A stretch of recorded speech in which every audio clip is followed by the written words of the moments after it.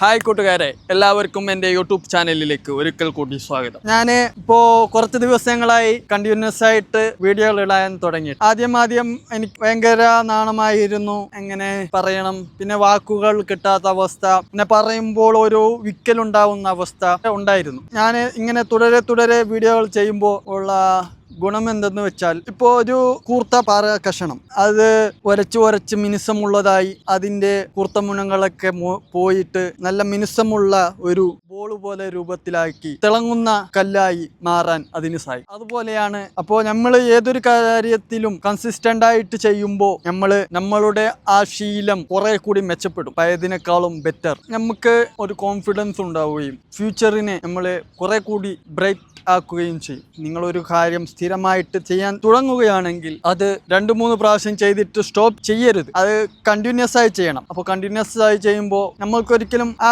ഒരു കാര്യം ഓട്ടോമാറ്റിക്കലി നമ്മൾ ചെയ്തു പോകും. അപ്പോൾ നമുക്കൊരു അവിടെ ഒരു മടിയുണ്ടാവില്ല, മടുപ്പും ഉണ്ടാവില്ല എന്നുള്ളതാണ്.